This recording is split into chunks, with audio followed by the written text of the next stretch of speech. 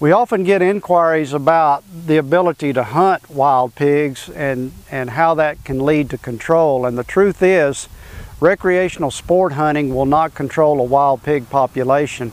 Most of the studies that have been conducted in the southeastern United States indicate that somewhere between about 8 and 50%, with the average being about 23%, of a wild pig population can be controlled by recreational hunting.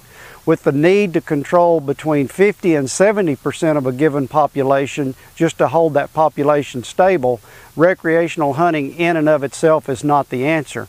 Now certainly it can generate income to many Texas landowners interested in leasing hunting rights for wild pigs, and certainly with our lack of seasons and lack of bag limits, you can hunt those wild pigs anytime. It does represent a recreational opportunity, but recreational hunting by itself is not a viable control technique. We have basically 4 methods that we can use to control or manage wild pig populations in the state of Texas. I mentioned hunting, and for recreational hunters, they're required to have a state of Texas general hunting license in order to be able to hunt those wild pigs. However, the legislature has granted landowners some degree of flexibility in that if wild pigs are causing damage on a property, that landowner and or that landowner's agent can go in and control those wild pigs by any legal means necessary without having the benefit of a hunting license. So that flexibility does exist for landowners and their agents. However, for recreational hunters that are going to perhaps take those pigs and use the meat, or they're hunting strictly for recreational purposes, whether they're in-state hunters or out-of-state hunters, they need to have a state of Texas valid hunting license with them during the pursuit of that activity.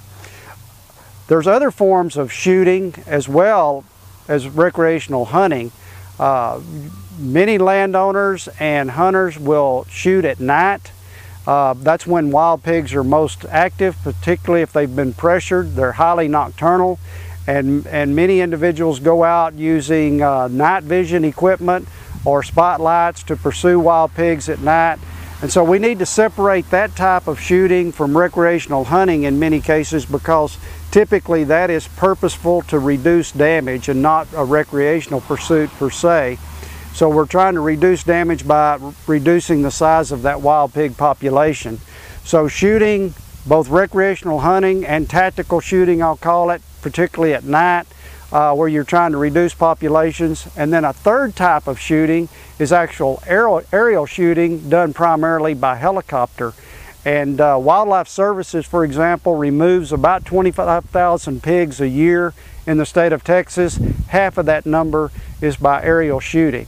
But in addition, there's a number of private companies that offer hunters an opportunity to shoot from a helicopter, and this became legalized September 1, 2011.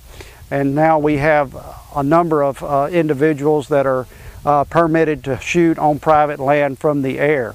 So shooting from the air, tactical shooting from the ground, and recreational hunting, the 3 of those represent about 35% of some 750,000 pigs removed annually in the state of Texas. The second method that's used widely as a control method to reduce damage from wild pigs in the state of Texas is trapping. And trapping represents about 57% of that 750,000 pigs removed annually. But trapping has to be done using a set of what I'll refer to as best management practices to be successful. I believe trapping is the first line of defense for most Texas landowners, but they need to go about a process or a protocol to be successful at that trapping endeavor. The days of throwing a trap out, putting bait in it, and coming back and removing wild pigs the next morning are gone in the state of Texas. Many of these pigs have been pressured, and they've become very smart and very nocturnal as a result in response to that pressure. So we have to go through a purposeful event in order to be successful with our trapping enterprises. And you can see in the background here, we've got a corral trap set up. This corral trap's quite large, consisting of about 7 16-foot long, 5-foot high panels, with those panels having 4 by 4 inch square mesh. and T-post about every 4 to 5 feet. This is a quite large trap, but if you're dealing with a large number of pigs, then the idea is to maximize the distance between the gate opening and the trigger, which is located at the far end of the trap. The idea is you want the last pig to have time to enter that trap before the first pig trips the trigger. But we back up and talk about how do we determine what size trap to build. We start with the use of a remote sensing camera, which you see located on the rear of the trap. Before I ever erect a trap, I want to make sure I have that wild pig group or sounder on bait. And once you've got them on bait, then you can erect a trap of the appropriate size. You determine that you've got those pigs on bait by setting up your remote sensing camera and documenting those pigs are actually using the bait. Once you do that, you also determine how many pigs are in that sounder. That's the information you need to erect a trap of the appropriate size. It may be a 3 or 4 panel trap, or it may be a quite large trap like this one that's got 7, 8, maybe even 10, 16 to 20 foot long panels in it. And then that camera is your guide to, as you train those pigs on the bait and train them to go in and out of the trap with the gate wired open.